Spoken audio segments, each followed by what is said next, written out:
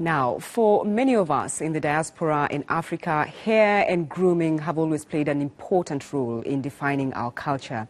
And one of the tools that has helped is the traditional African hair comb, or pick.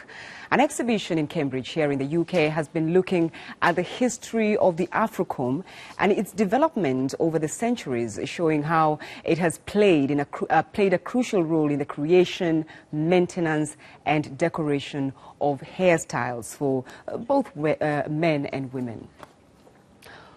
Well, with me in the studio is Ghanaian hairdresser Charlotte Mensah, who is based here in London, and our model with African or Afro hair is Victoria. Thank you both for joining me on this program. And we also have a number of Afro combs that will tell you why they look like they are. But first, Charlotte, thank you for taking time to talk to us on the program. What is your comb looking like? What is it made of? Is it special?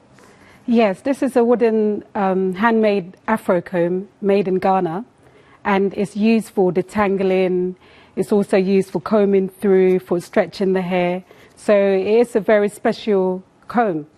Does it matter for those people that whose hair you make? Does it matter what kind of comb you use, especially because every African person has a different texture to their hair? Yes, isn't it?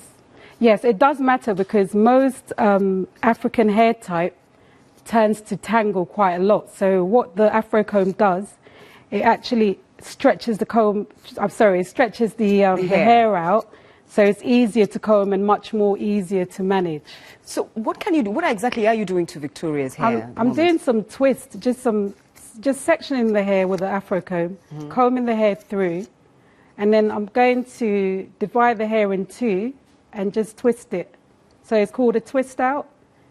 So by the time I finish twisting all of Victoria's hair, she would have like a textured look.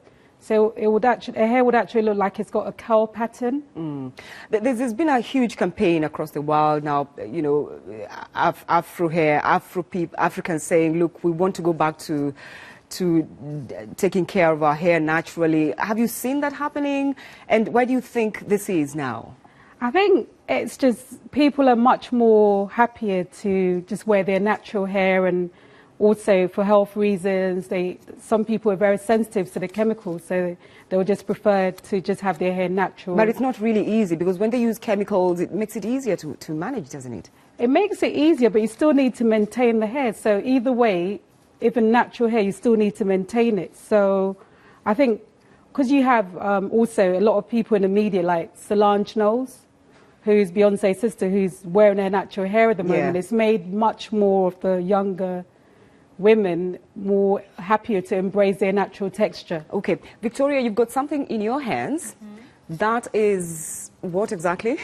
That is Charlotte's own made shea butter. Natural product. Is that what you use on your hair? Well, I use my own. I do have it at home, but she brought it today, so I will have to use it. So I'll just.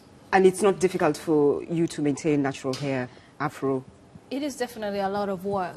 I would be lying if I said otherwise, because it's, like she mentioned, there are so many, like your hair, we do have to maintain it at some level, but it took a lot of mental education for me to actually go from having my hair straightened to this.